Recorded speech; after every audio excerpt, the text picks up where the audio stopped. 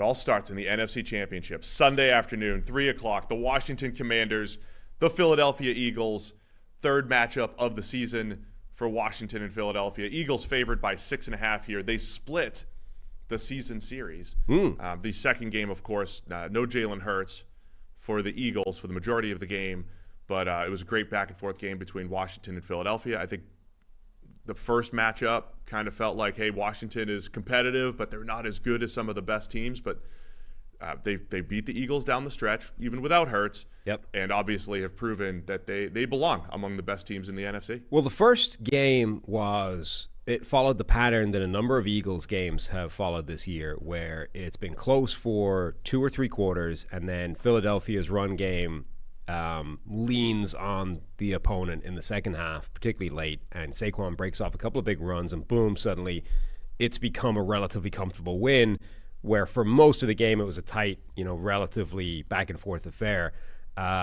They did that to Washington. They did it to the Rams. They've done it to a few teams this season. The second one, though, okay, you didn't have Jalen Hurts. Kenny Pickett got hurt with his ribs. So it was a Philadelphia team, obviously, without their starting quarterback.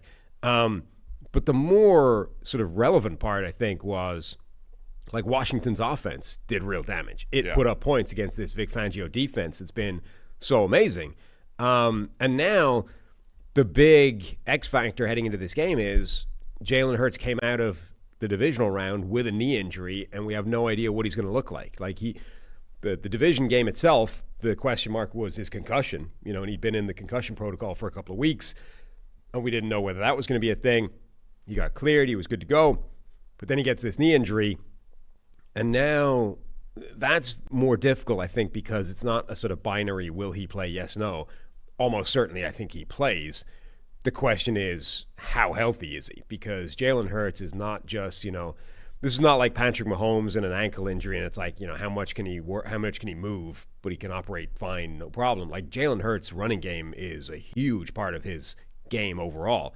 If he can't do that, remember, in the division round, like they were reticent to put him in there on the push play just because of the knee, right? They eventually did it right at the end when they had to have it. But like, if he's limited in what he can do, I think suddenly this becomes almost like a coin flip. Yeah, part of what makes – so you mentioned Mahomes when he's injured, and I made the point that, hey, sometimes when he's hurt, he just chooses to win from the pocket. He just more adjusts. often. It's like, right, gets rid of the ball quickly, and it's more of a quick-hitting passing attack, and he picks his spots when he's going to run around. Can Hurts do that, right? And again, this isn't like, hear me properly. It's not like Jalen Hurts can't make any throws from the pocket, right? You still have A.J. Brown and Devontae Smith and Dallas Goedert. It is a beautiful trio, and Barkley coming out of the backfield. So it's all possible. But can Hurts do that, 20 to 25, 30 times in the game over and over again, win from the pocket, quick game, still take your shots downfield? Because there's a lot of plays in the Eagles passing attack and a Jalen Hurts passing attack, no matter who the offensive coordinator is, that it's just longer developing, and then he just doesn't hit the first or second read, buys time, and tries to make a play. If that's limited at all, that limits the offense just a little bit. So is that a little bit more Saquon? Is that a little bit more, some designed shot plays that are trying to get the ball out of Jalen Hurts' hands, quick play action, throw it up to A.J. Brown, whatever it might be. There'll be some one-on-ones against Washington, and some of those matchups will be interesting to me. Mike Sanders-Still, who's been outstanding, and Marshawn Lattimore on the outside. Since having Lattimore, Commanders playing a lot more man coverage, playing a lot more single high, and that gives you opportunities. When you play single high, usually gives you an extra man in the box to stop the run, which they're going to need today in this weekend against Saquon and the Eagles, but it also gives you the one-on-ones on the outside. I could see Washington, who has the third worst EPA per play against the run this year, trying to say, hey, go ahead, Jalen Hurts, beat us with the pass game as much as you possibly can. Yeah, I mean, they become, if he can't run, like if he isn't a legitimate threat to carry the ball, not just on the push play, but like generally, like the first big run, the first touchdown last week, Jalen Hurts was the guy that took off and made that play. If that is off the table with this knee injury, and I don't know if it will be, like this is the thing, we don't know. If that's off the table, then the game plan for Washington, I think, is extremely simple. Like you just stack the box, you load up to stop Saquon Barkley, You sacrifice the one-on-one matchups on the outside, and you say, okay, if those guys can beat us, fine. Like, let it happen. If they can win that way, cool. They will have more confidence in holding up that way. And, yeah, it's risky, but Jalen Hurts right now I don't think has done enough as a passer this season to say that shouldn't be the game plan. Yeah, you're always vulnerable when that is the game plan of giving up a big play to A.J. Brown, to Devontae Smith, to Dallas Goedert. But it's still the game plan. Like, at the moment, you'll get gashed by Saquon if you don't load up to stop him. So stop that. Jalen Hurts isn't the threat to run, so you are basically forcing them to say, all right, win one-on-one on the outside consistently. Like, win enough to be able to put up points and keep pace with our offense, which we have confidence in will make the plays. The other thing I'm going to mention a couple different times here, and again, it's not to take anything away from what's happened to this point, but the stat I keep mentioning about Saquon having 20% of the 50-plus yard throws, and I'll say this about Jayden Daniels throwing the ball down the field. 2 pinpoint downfield throws from Jayden Daniels against the Lions. When you not rely on those, but in any given game, those could be a just miss. Saquon might not have a 50-plus yard run in this game, right? He might be the guy that has a whole bunch of the 2, 3, 4 yard carries and not actually break one. Can you rely on that big playability if you're the Eagles, especially if Washington is selling out against the run? So remember, when you sell out, you probably do better against the run. But if you miss one gap, right, that is the Saquon factor, right? If you blow one gap, if you have one guy get blocked and he sees it and he hits the hole, he's taken it to the house. So there's like a little boom or bust, I think, to what the run game could look like for Philadelphia, both the way Washington plays it and the way Saquon can always take it to the house. Yeah, that's the thing. This is true for Saquon. It's been true for Derrick Henry for his career. It was true for Adrian Peterson, particularly in that 2012 season. Like, just because you're stacking the box with 8-9 guys doesn't mean that's actually going to prevent the run game. It will prevent like the median carry being significant. You'll probably limit him to quite a low number of yards most of the time. But the problem is if and when you screw something up, and it could be as simple as the guy's in the right gap and just misses the tackle because it's Saquon or it's Adrian Peterson or whatever, suddenly there's no contingency. Like, there's one safety basically back there after that, so it can go to the house immediately. So that's an element as well. Even if you sell out to stop the run, you're loading up the box. Saquon can make one move and turn that into a big play. A guy can miss a tackle, it's a big play. And how, like, what the distribution of those are, right? Do you get a couple of those in the game? If so, your stopping the run did nothing. You might have won a drive or two here or there, but they also put up 14 points with those plays. If you get one of them, maybe it's worth it. If you get none of them, it's a great job. Like, you stuffed the run, he didn't manage to break one, and you forced them to be one-dimensional. So it is still a gamble, even if that is the game plan. And the other piece of this, too, shotgun runs when Jalen Hurts, is a threat to keep it. Yeah, what if he's not a threat, right? So that changes the math, right? We've said this a lot. What does the QB run do? It's essentially a free block, right? Because someone has to account for that guy. That is a big part of why Saquon Barkley's had the great season he's had. It's a big reason why Derrick Henry has had the great season that he's had, because they're now paired with legitimate runners at quarterback. Even Saquon, when he had Daniel Jones, was paired with a legitimate runner at quarterback, and that only really worked that 1 year where Jones was running a lot more. He had the 20th most rushing yards for any quarterback in NFL history back in 2022. And that's a big factor, right? So as soon as, we see where Jalen Hurts' mobility is, I mean, I don't know if you just want to, like, give him a keeper right off the top just to kind of, steal 5 yards and say, hey, look, we could still do this, right? He's a threat and sets up, handing it off for the rest of the game. But the injury aspect is a huge part of this. I don't think it affects the push. I think by this time he'll be okay with the tush push. They would have, if they didn't have the Lane Johnson false start, it would have worked fine last week. Yeah. Philly. Other side of the ball, we've raved about Jayden Daniels, the way he's taking care of the ball, not taking sacks. The offensive line has been okay, right? They did give up a lot of pressure against Tampa Bay in the first matchup, and with the way Philly can rush the passer, I think it's going to come down to, taking care of the ball and avoiding those negative plays that Jayden Daniels has been so good at avoiding throughout this entire run. Yeah, that's a mismatch, right? Like, as much as Washington's offensive line has held up pretty well over the course of the season, they are overmatched by Philadelphia's defensive line. Samuel Cosme out for the season at right guard, maybe their best offensive lineman. Definitely their best offensive lineman. And so now you lose him.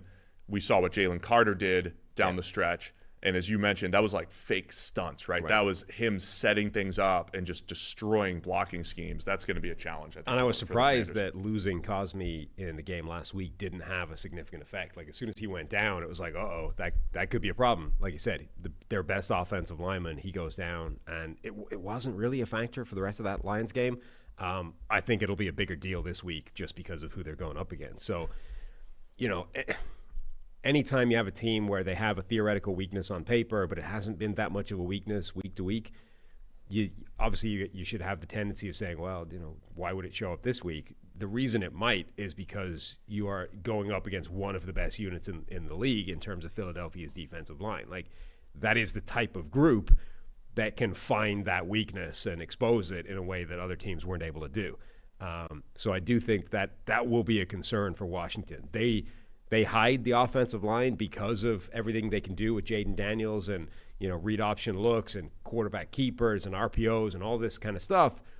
It's still there, though, as like an underlying crack in the foundation.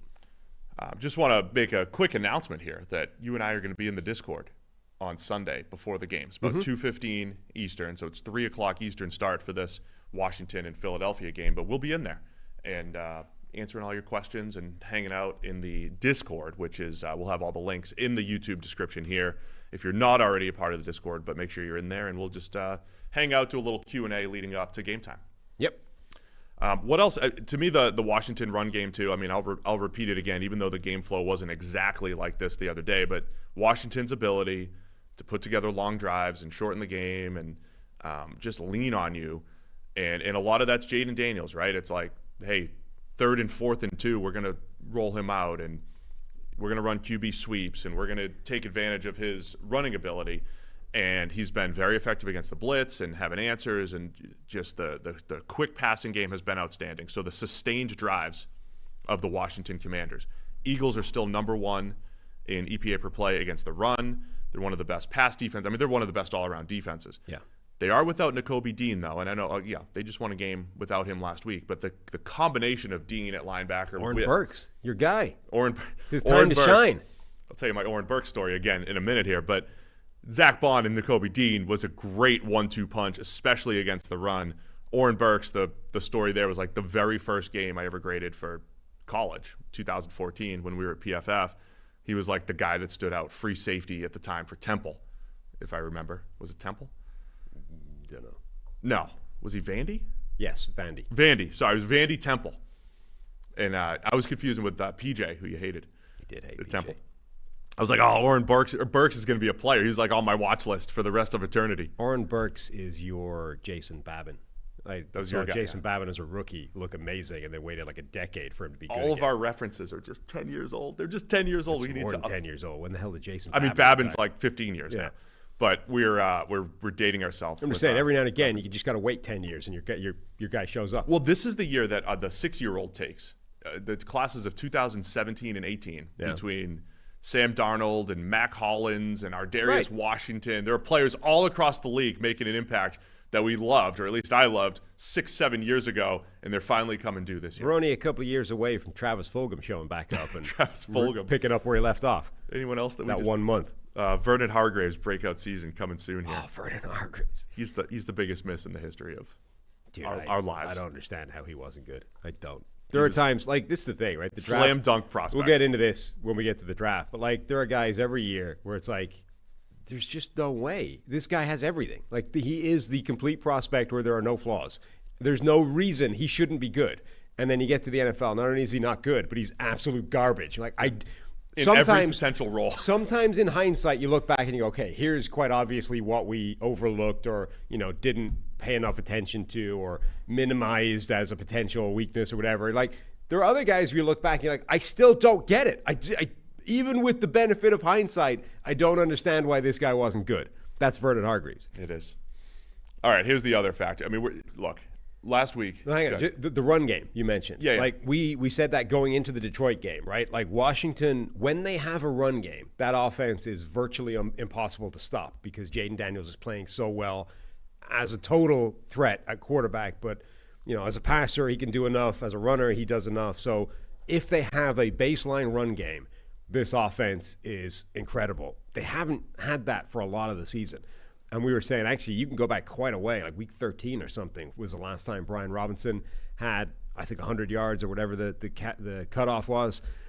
Last week, he didn't have 100. He had 70-something, but Austin Eckler had 40-something. Like, as a team, they rushed for like 180 yards against Detroit. Again, it's still that I think is a big thing for Washington. If they can have a legitimate running game that can give them a consistent, 4.5 yards per attempt on the ground, when you factor in Jayden Daniels and his ability to pick up 4 and 2, 4 and 3, that's huge. Can they do that against Philadelphia's defensive front? I would find it kind of unlikely, but if they can, then you're in a world where, as good as Philadelphia's defense is, like, they're going to find it very difficult to get Washington off the field. And so then we get into the parts of the game that are difficult to measure and difficult to predict, turnovers and all that, right? So one thing we didn't mention that I saw a lot of other people mention was in last week's divisional round, all 4 teams that won were outgained. Yeah, just pure yardage, right? And some of that was just game flow. Some of that was like, hey, the Lions are playing from behind and putting up a lot of yards, and they did steal a 66-yard, one-off touchdown in there. But it was an interesting dynamic because other than the Texans, most of the winning teams also won the turnover battle. Now, I mentioned this the other day too. You're going to see a lot of these stats like this is the first time where a team never punted and this and that and this is unbelievable. It's like, well, yeah, teams are going for it on fourth down more than ever. So you're going to get more of those types of stats. And so we should probably count fourth down failures as turnovers, right? So they might not go to the turnover category, so to speak, but you're turning over the ball without getting points, right? You're giving it to the other team without getting points and without earning the field position of a punt. It's what these games are going to come down to, right? We know the Eagles are going to always steal a couple 4th and 1s with the push. It's going to come down to this. Like Dan Quinn, if Dan Quinn goes 2 for 5 on 4th downs, they're probably not going to win. If they go 4 for 5, 5 for 5, 5 for 6 on 4th downs, Washington has a chance to pull this upset. We're seeing, I think, like a return. This idea of the league is always cyclical, right? It goes in cycles of various things that go one way and then they come back and blah, blah. I think we're seeing a return to high leverage plays swinging the game dramatically in one direction or the other. Like, you go way back to the 60s or whatever, you're talking about, like, passing was incredibly dangerous. The interception rate on passes was like through the roof, like Joe Namath. This is why people look at Joe Namath's stats. And they're like, how is this dude in the Hall of Fame? He threw like an interception every other pass or whatever. It's ridiculous because you're judging it by modern standards where quarterbacks complete 65, 70% of their passes, rarely put the ball in harm's way. And you can have stats like Lamar Jackson this year where your touchdown to interception ratio is like 10-1, right? An elite touchdown to interception ratio back in the day was like 2-1, right? Yeah. So it was very, very different. Then quarterbacks got so efficient passing the ball that it sort of, those high leverage plays disappeared in that regard. Defenses are fighting back a little bit with the mastery of the peanut punch, the ability to force fumbles in the process of a tackle, just coming in with a punch right on the football, spitting it loose that way. The other way we're seeing a return to these high leverage plays is that increase in 4th down aggressiveness, right? Generally, it's a productive thing for the offense, but what it is doing is increasing the number of these turnovers, as you said, not turnovers on downs. It's increasing the frequency of those because you're not going to get all of them. And the ones you don't are big high leverage plays going in the opposite direction. So we'd almost gotten too efficient with everything in the last few years. And I think now we're starting to see it come back a bit where it's still really efficient generally, but you're at least increasing the number of plays where it's like, boom, stop, other team has the ball again. And I say this a lot too, which is when those fail, like if you go for it on the opposing 45 and don't get it, you're giving up really good field position. Those so if your failures come at the wrong time, it does set up the other team, right? I saw Nick Saban talking about this on McAfee, and he was kind of giving this, old school, like, you never tell me what's going to happen if we don't get it and stuff. It's like, well, we kind of do. It is risky, right? I mean, it's like what'll happen. It's in there. You're increasing win probability if you get it, but you're decreasing win probability quite a bit if you don't get it. It is by nature higher leverage. It's baked into the calculation. To me, I always think of it like poker or blackjack, right? Like it's going by the book. It is the way to maximize the returns in these situations. But that doesn't mean you won't catch a crappy card and a bad beat and lose, right? That's the nature of it. Just because you went in with the better hand doesn't mean the other guy isn't going to hit the 35% that he has and you lose. It didn't mean your decision was wrong to go for it. Like assuming, you're not able to actually read what his cards are, you're basically playing the math. You played the math correctly. It doesn't mean you're going to get the result every time. So that's the way I see all these decisions, is that the sensible way to play this is to assume that you're not some sort of soothsaying savant, and you can tell by the way the wind's blowing what way each one of these plays is going to work. Like if we assume everybody is not able to do that, because that appears to be the evidence, like nobody is able to just draft better than everybody else. The best way to approach that is to simply play the odds. And if you play the correct side of the odds every time, long term, you win more. Short term, you might get screwed, but that's kind of the decision. And I don't know what the updated fourth down numbers are for Washington, but they've been something like 80%. And the analyst in me looks at that both ways, right? We've described why that's the case. Well, they have the mobile quarterback, and they've called some outstanding plays to take advantage of Jayden Daniels' running ability. And I will repeat for probably the third straight week now, the 2019 Ravens had a very similar, unbelievable success rate at a time when it was, still kind of taking the league by storm. We're going for it on fourth down way more than usual. And oh, by the way, Lamar Jackson is at the center of all these things. And then they run into the Titans in the playoffs and go 0 for 2 on fourth downs in that particular game, right? And that was a huge part of why they lost it. So the variability of fumbles, tipped passes, interceptions, and then these fourth downs going to be absolutely massive here. Yeah, absolutely. I mean, we said last week, right? That might be the biggest game all year in terms of like wild fourth down variance, because both coaches were going to be aggressive and go for it, and that kind of thing. I don't think the same's probably not true this week. Like Philadelphia goes for them a lot, but they're the very short ones, the push play, where it's basically just free. It's free extension. They're 90% success. Yeah, it's like at that point you might as well assume that they picked it up on third down, right? It's not quite the same thing, but you are going to. It is going to be another. It's a variable every time a team like Washington rocks up, because they are going to put those chips on the table in these situations. Before we make our picks, let's talk. I want to, for both games, talk a little bit narrative and what it means for the QBs, what it means for the organizations. Eagles, I think I may have misspoken the other time, that the last time they were in the NFC Championship, I meant to say 2022. Obviously, they went to the Super Bowl that year and lost to the Chiefs. I may have accidentally said 2017. My brain was saying 22. Last time they played in the 3 o'clock window at home, playing in the NFC Championship, that was when Brock Purdy got hurt, and we had like Christian McCaffrey playing quarterback for the Niners, kind of a cakewalk into the Super Bowl. But yeah, the Eagles have a chance to get to the Super Bowl for the second time in 3 years. Jalen Hurts was kind of described as this player that always seems to find a way to win. He did it at Alabama. He did it at Oklahoma. It's not always pretty, but he's cool under pressure, right? He's cool in these clutch situations. Now you're starting to hear this about Jayden Daniels quite a bit, and I think both are true. Both guys have found a way, I think, to always be a part of winning teams, elevating wherever they've been, and I think it's a fascinating matchup, I think, for both of these guys. It's an interesting championship weekend, because I think 3 of the 4 teams have an incredibly compelling storyline just as a neutral, right? I don't care which one of these 4 teams wins. So the Lions losing removed my only rooting interest from this, which is I had a ticket for a Detroit Kansas City Super Bowl, right? Yeah. So for a while I still had a rooting interest. Now, who cares? Any of the 4 is a worthy winner, in my opinion. I do, however, think the 3 of the 4, though, have a very compelling storyline that would make it an incredible overall story should they win. Philadelphia is the one where like Washington would be a rookie quarterback winning a Super Bowl. That's insane, particularly given the turnaround that they've had from where they were a year ago. Kansas City's three-peat speaks for itself. It's history. It's never been done in the Super Bowl era, which is a little bit of an arbitrary, since the merger. It's not that arbitrary. It's when there wasn't, 8 teams.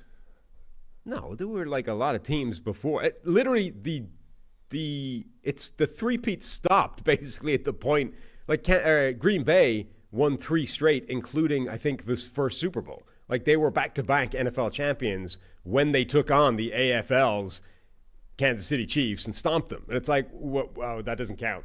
That's not a three-peat because two of them were before this. Whatever. My point being, three-peat, history, amazing. And what's the other? Buffalo, 0-4 in the Super Bowl. If they got one, it would be an incredible, downtrodden franchise finally gets their Super Bowl. Philadelphia, what's their storyline? I mean, it's Saquon's revenge. It's just not as good a story. It's cool, and Philadelphia getting back to the Super Bowl, three Super Bowls in a few years. It's fine, but it's definitely a worse story than the other three. I mean, I think the story that's fascinating is in a QB-driven league where Brady and Mahomes have won all the Super Bowls, or at least gone to all the Super Bowls the last decade plus. Now the Eagles have a chance to win their second Super Bowl in 7 years with two different quarterbacks. The first time they did it was with a backup. I mean, and it's the team building effort of what Howie Roseman has done. And we sit here every April complimenting, wow, good job in free agency, nice job in the draft, every single year. And they went down, right? They came down off their Super Bowl win and built this roster back up again. But their story is just pretty good. It's not like a compelling. Yeah, that's what I'm saying. We're not writing a 30 for 30 on it. Yeah, exactly. Anything. That's my point. Is their story is basically just pretty good franchise gets back again and wins one. It's like, all right, cool. Whereas the other three, that's a perfect way of putting it. The other three are legitimate 30 for 30 They're 30 for 30 right? stories. Any of the three can make a legitimate 30 for 30 story if they end up winning the Super Bowl. If the Eagles win a Super Bowl, there is no 30 for 30 there. Yeah, and Jayden Daniels being a rookie coming into the team with the number 2 overall pick last year. Him, Adam Peters, Dan Quinn, all coming in, turning the organization around in 1 year. It's impressive nonetheless, no matter what happens this weekend. So looking forward to it. I think it should be a great game.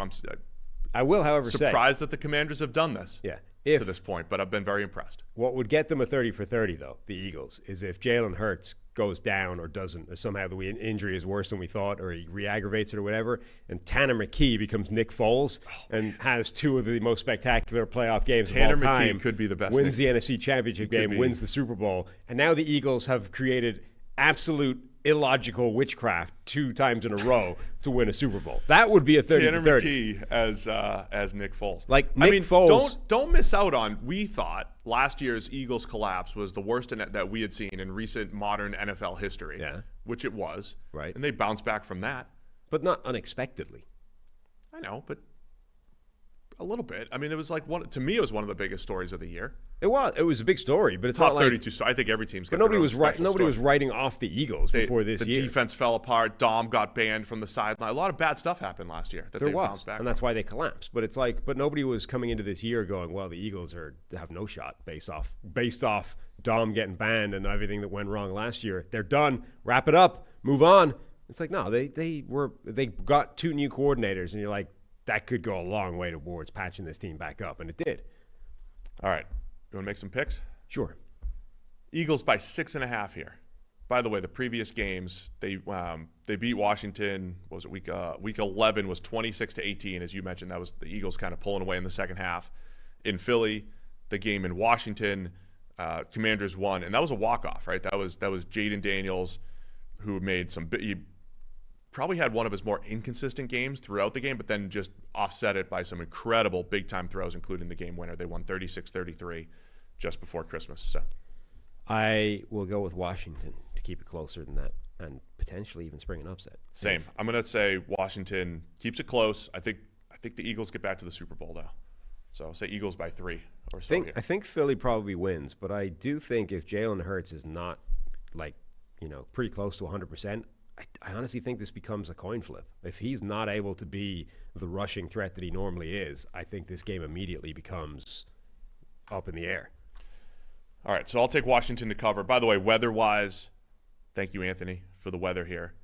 Cloudy with a high of 41 degrees, low of 24, winds of 10 to 15 miles an hour, 0% chance of precipitation. 0%. Kurt Warner. It's going to be okay, everybody. It's going to be okay. The Dome people, the weather's not going to be a big factor this week after multiple snow games last week. Bummer. Thanks for watching all the way to the end of our video. For more great content, click here to subscribe and here to watch another video. We'll see you again soon.